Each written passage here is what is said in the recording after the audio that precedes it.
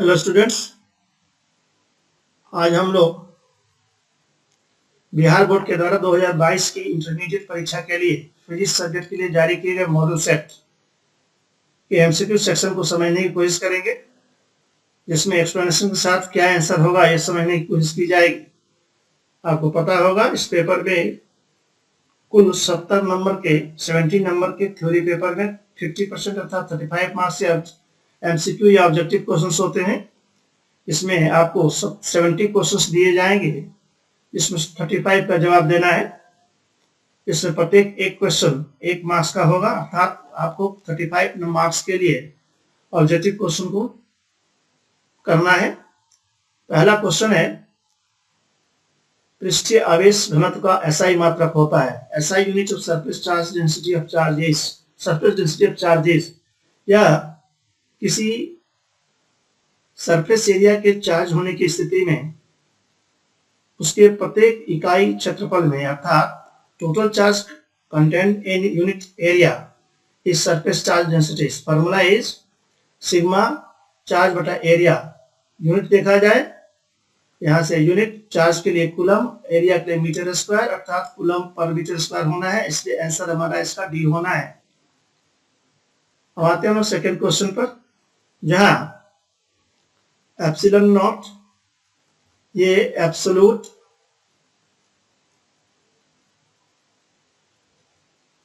Electric permittivity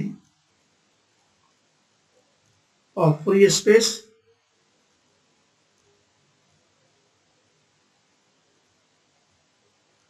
होता है, अर्थात फ्री स्पेस अर्थात निर्वात से होकर, वैक्यूम से होकर इलेक्ट्रिक फील्ड लाइंस जितना पेनिट्रेशन कर सकती हैं, उनकी डिग्री ऑफ पेनिट्रेशन को absolute electric permittivity of free space कहा जाता है। इसकी वैल्यू 8.854 इंटू 10 का पावर -12 कूलम स्क्वायर पर न्यूटन पर मीटर स्क्वायर होता है, जिसे डिसिमल के 2 स्थानों तक राउंड अप करने पर 8.85 होगा।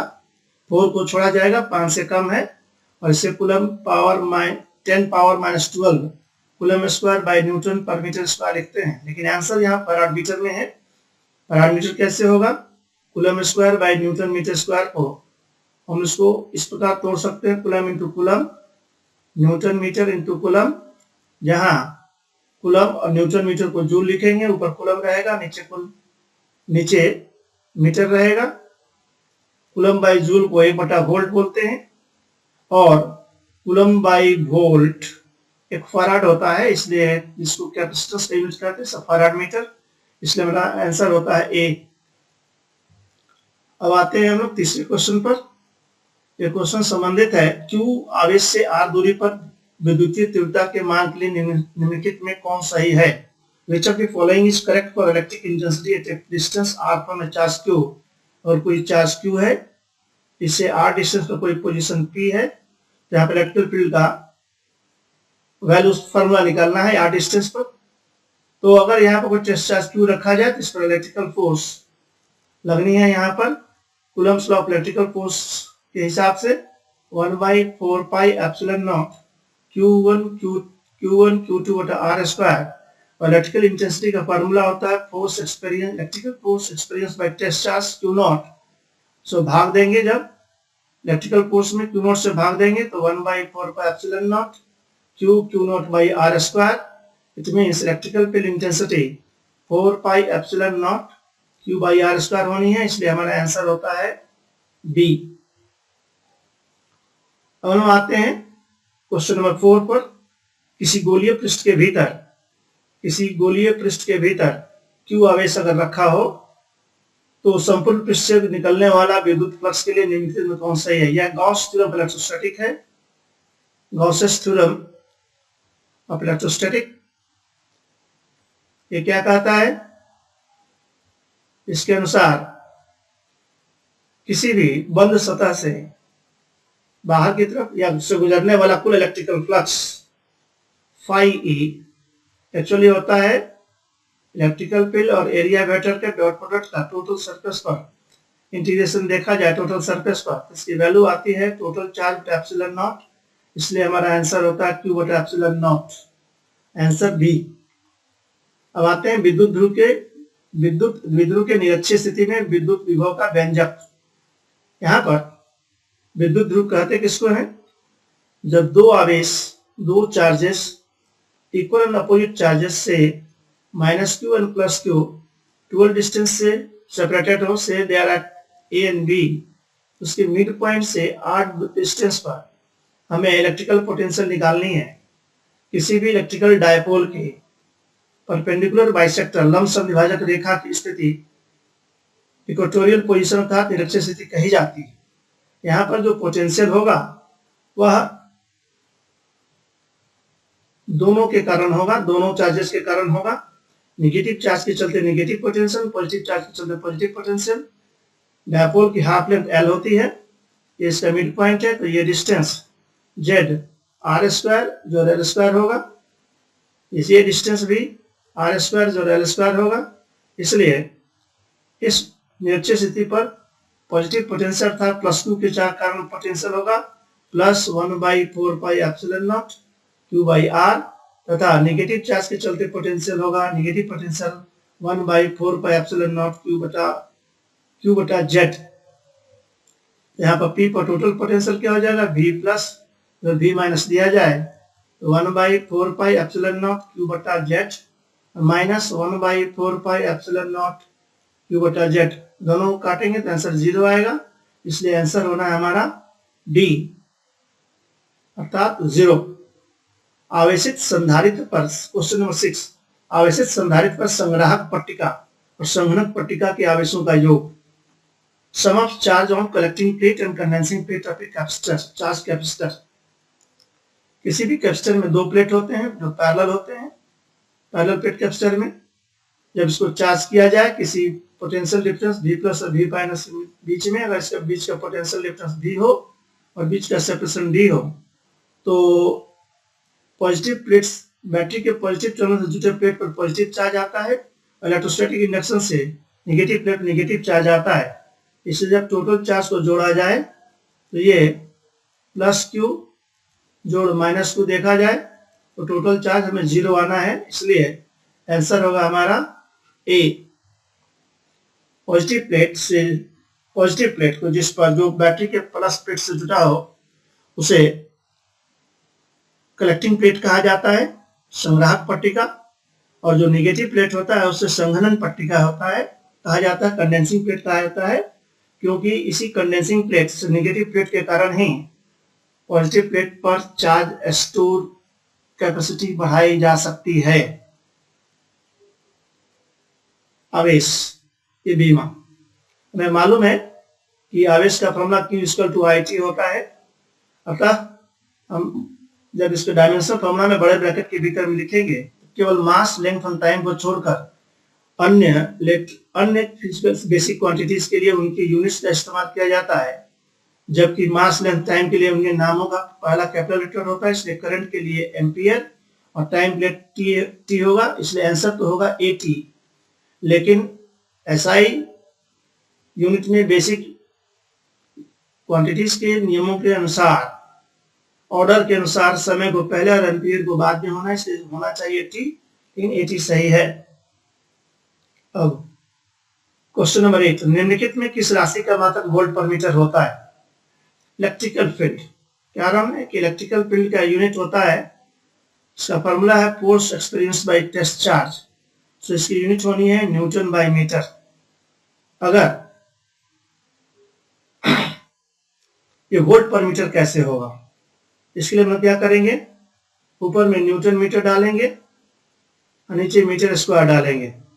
न्यूटन मीटर जूल होता है,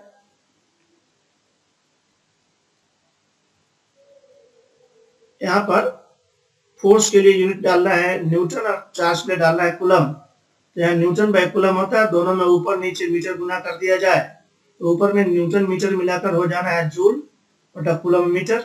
और आपको मालूम है जूल बाय कूलम वोल्ट होता है, इसलिए वोल्ट बाय मीटर, इसका यूनिट वोल्ट पर मीटर होता है, इसलिए वोल्ट बाय मीटर यूनिट होगा इलेक्ट्रिकल फील्ड का।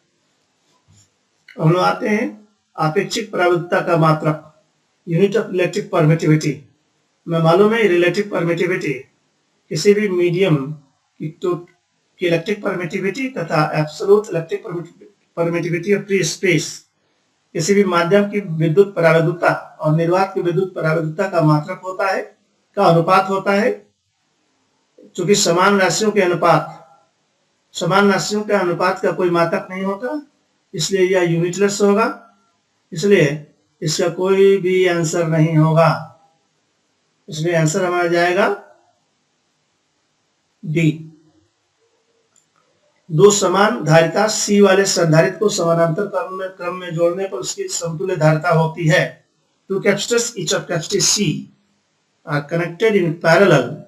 The equivalent capacity is, हमें मालूम है जब दो कैपेसिटर को पैरेलल में जोड़ेंगे तो पैरेलल में जोड़ने पर ये C1 और ये C2 है।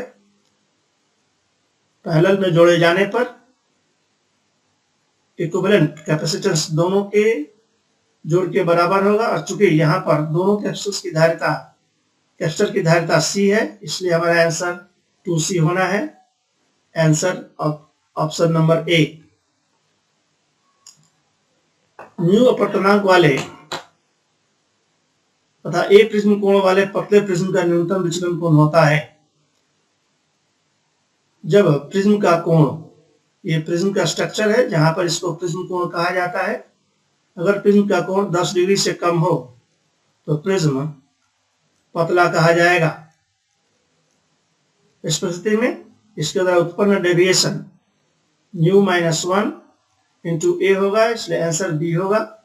डेविएशन कहा जाता है फर्स्ट सरफेस पर रे का पड़ना और सेकंड सरफेस से निकलने पर जो रास्ते से ये भटकती है, विचलित होती है, इसको विचलन कोण कहा जाता है, डेल्टा कहा जाता है। पतले प्रिज्म के लिए इसको μ-1 इंटू ए ही आना है। सूर्य के प्रकाश का वर्णक्रम, क्वेश्चन नंबर 12। सूर्य के प्रकाश का वर्णक्रम, द सोलर स्पेक्ट्रम इज, में मालूम है कि सूर्य के प्रकाश में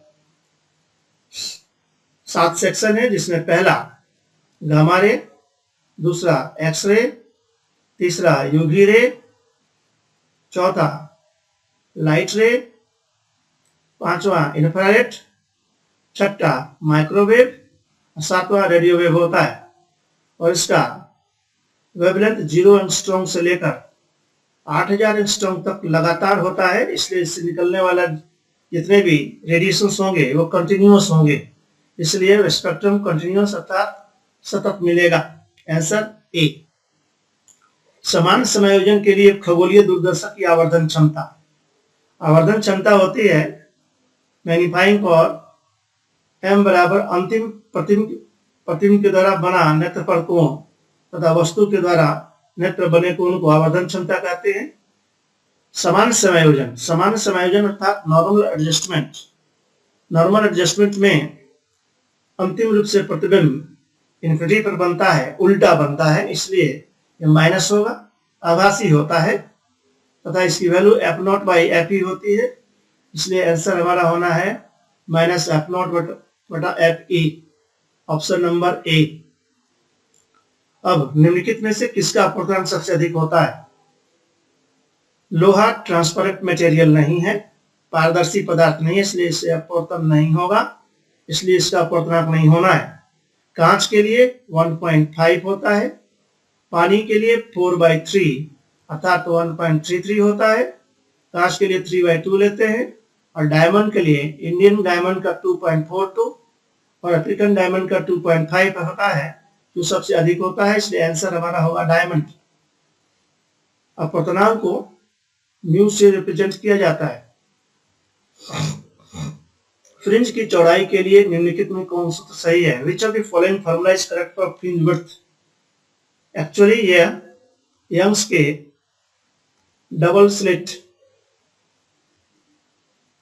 स्लिट इंटरफेरेंस एक्सपेरिमेंट से संबंधित है, जिसमें बनने वाली ब्राइट और डार्क फ्रिंजेस की चौड़ाइयां बराबर होती हैं और उनका फॉर्मूला ब्राइट हो तो भी और डार्क हो तो भी दोनों की चौड़ाई λd/d होती है, जहां पर लैम्डा वेवलेंथ होता है लाइट का।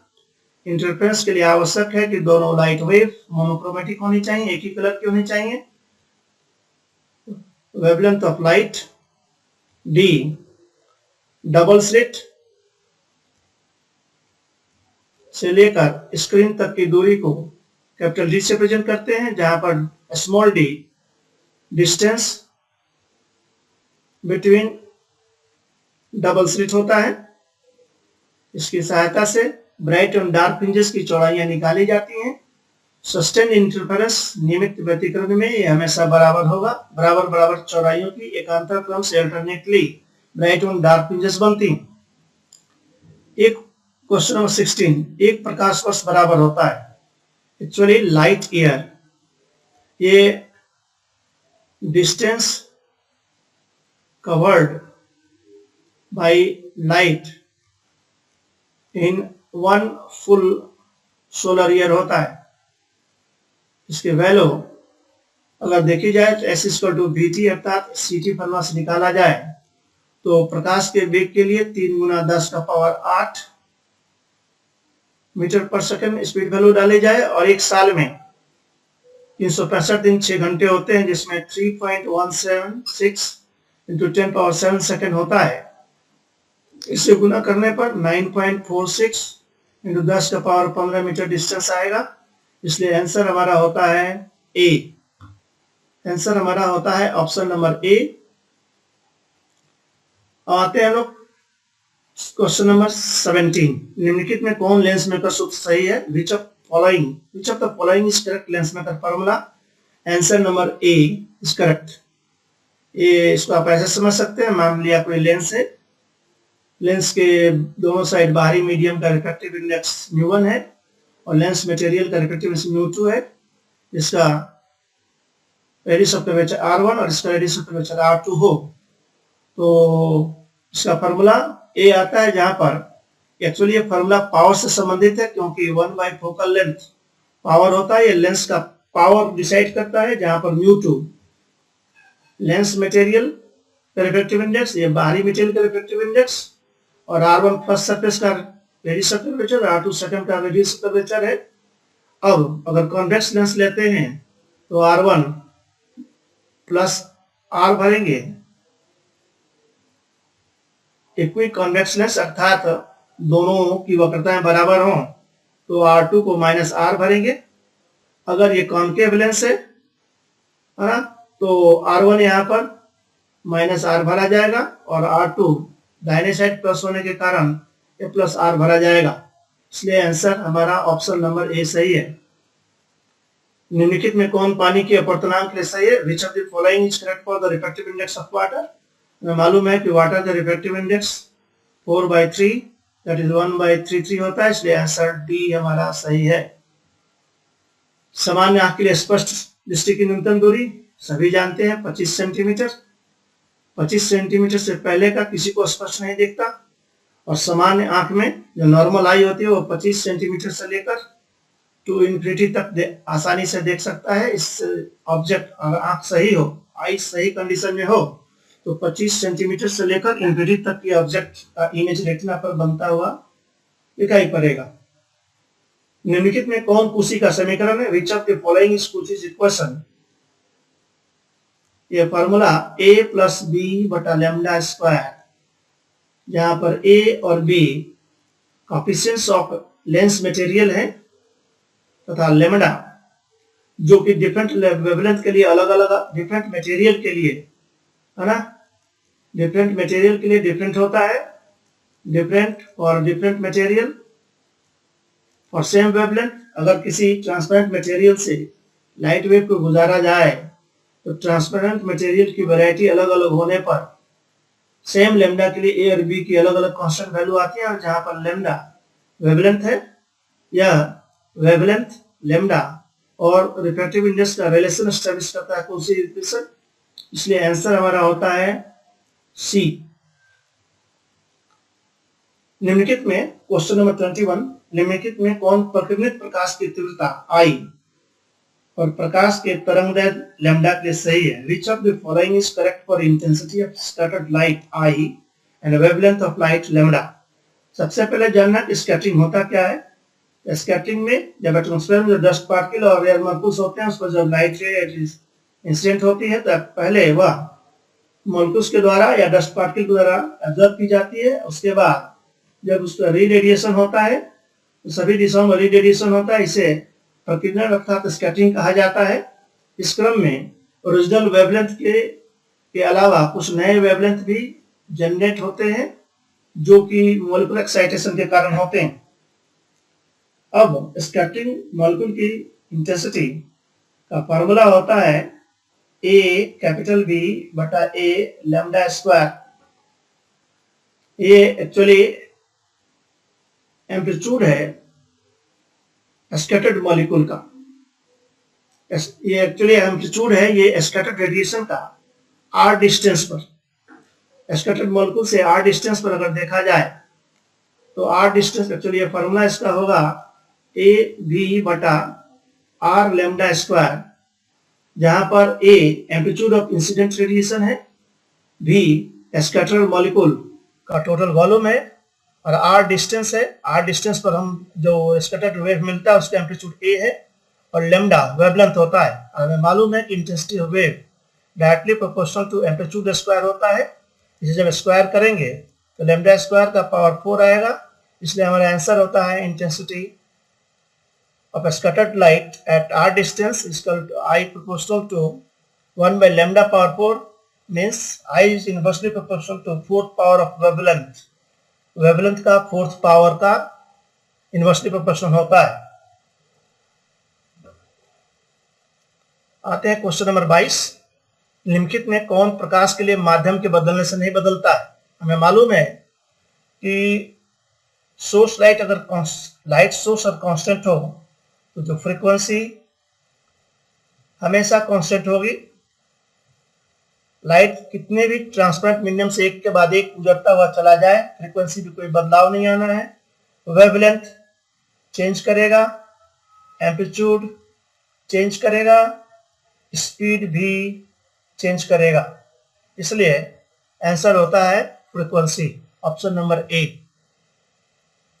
निम्नलिखित में कौन सही संबंध है? ये एक्चुअली फेज डिफरेंस से संबंधित है।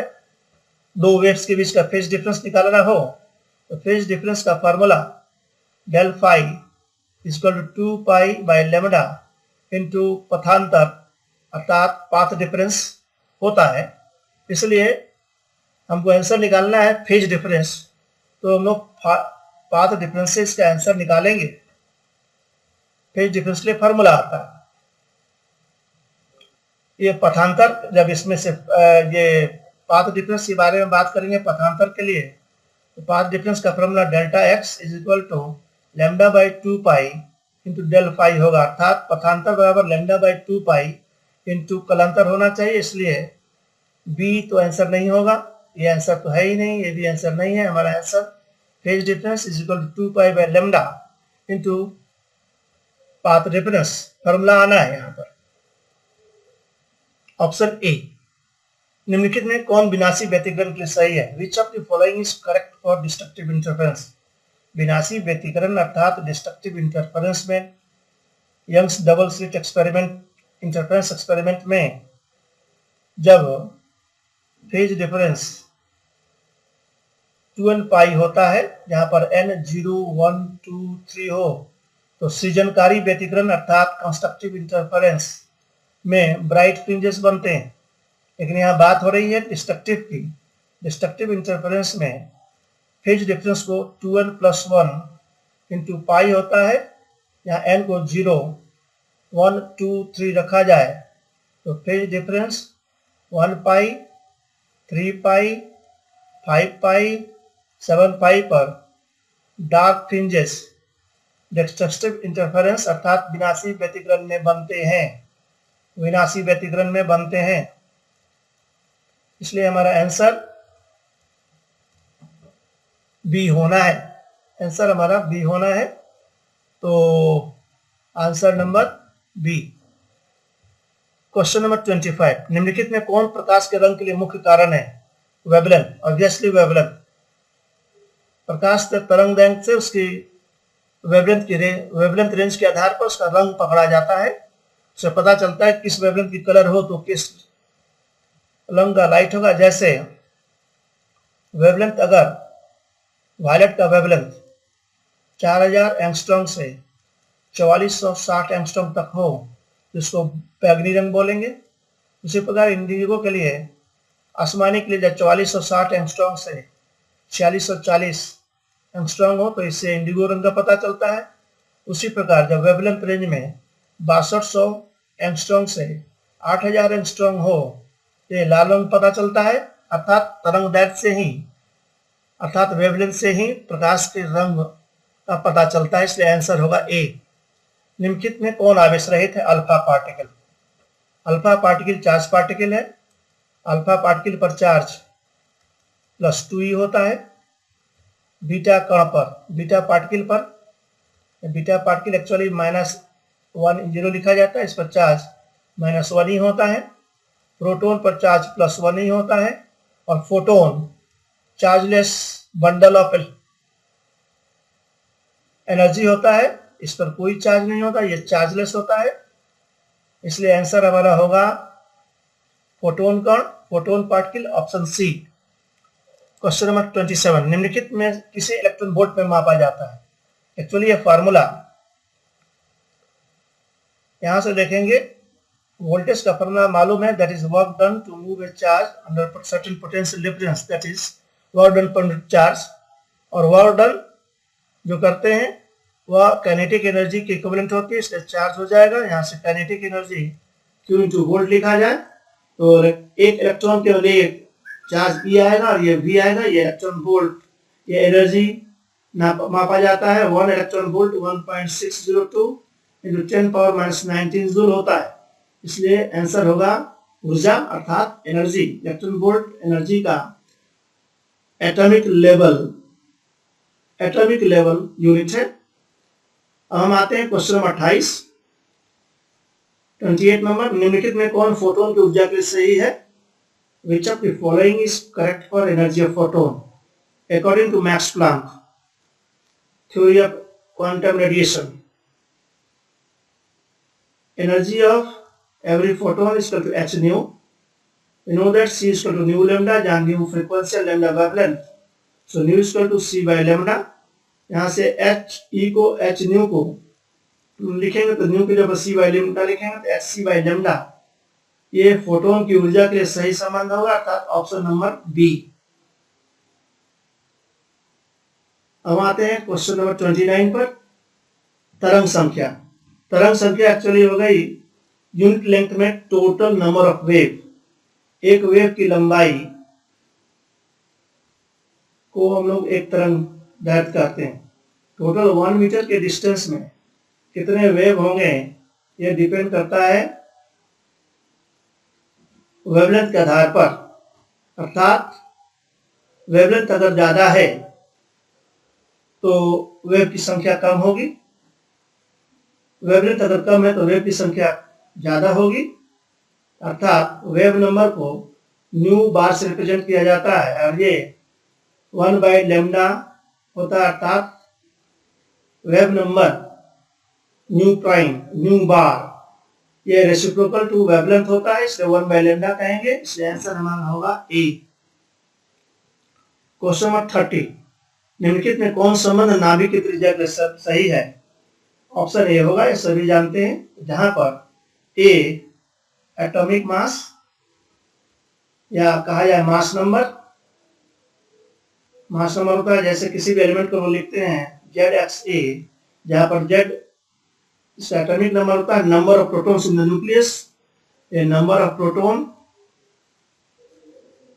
इन न्यूक्लियस। ग्राउंड स्टेट में इलेक्ट्रॉन भी न्यूक्लियस के प्रोटॉन के बराबर होता है, तो कह सकते हैं कि Z is equal to number of electrons in orbit, but in ground state इतना जरूरी है, स्टैंडर्ड डेफिनेशन एटॉमिक नंबर का number of protons in nucleus होता है, और जहां ए ये टोटल न्यूट्रॉन और प्रोटॉन की कुल मात्रा कहा जाए या उनकी संख्या से भी पता चल जाता है, इसे मास नंबर कहते हैं।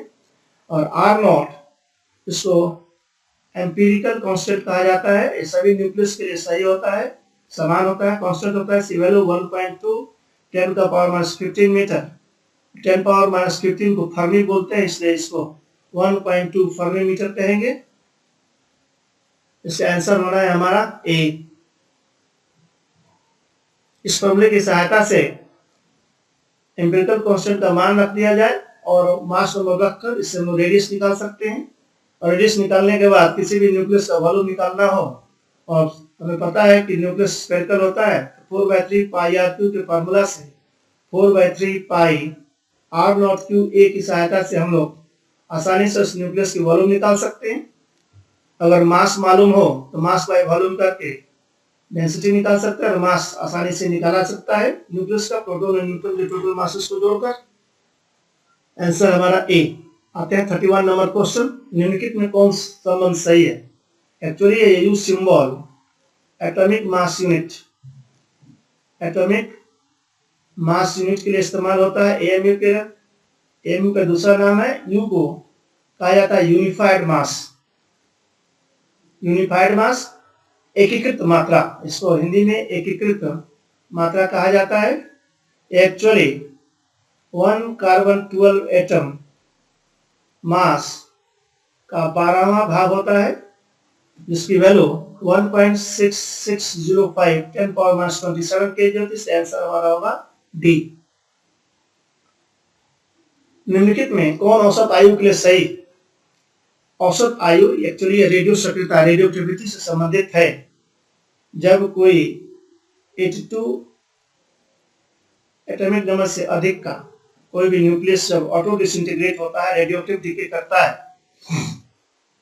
तो उसमें सारे न्यूक्लियस की टोटल आयु, सारे न्यूक्लियस की टोटल आयु तथा total number of initial atom से भाग देने पर जो समय मिलता है वह उसको मीन लाइफ कहा जाता है, एवरेज लाइफ कहा जाता है। इसकी वैल्यू कैलकुलेशन के बाद 1/λ आती है, इसलिए इसको हम लोग टी नॉट से भी रिप्रेजेंट कर सकते हैं। इसलिए आंसर हमारा t not is 1/λ, option number C होता है। यहाँ पर लैम्डा एक्चुअली डीके कांस्टेंट कहा जाता है। यहाँ पर क्षय नियतांक डीके कांस्टेंट उस टाइम का रेसिप्रोकल है जिस टाइम के बाद total initial number of atom का 0.368 अर्थात 36.8% of initial number of atoms बचते हैं, उस टाइम के रेसिप्रोकल को डीके कांस्टेंट कहा जाता है। इसलिए लैम्डा डीके कांस्टेंट का रेसिप्रोकल होता है मीन आयु। आंसर हमारा हो गया सी।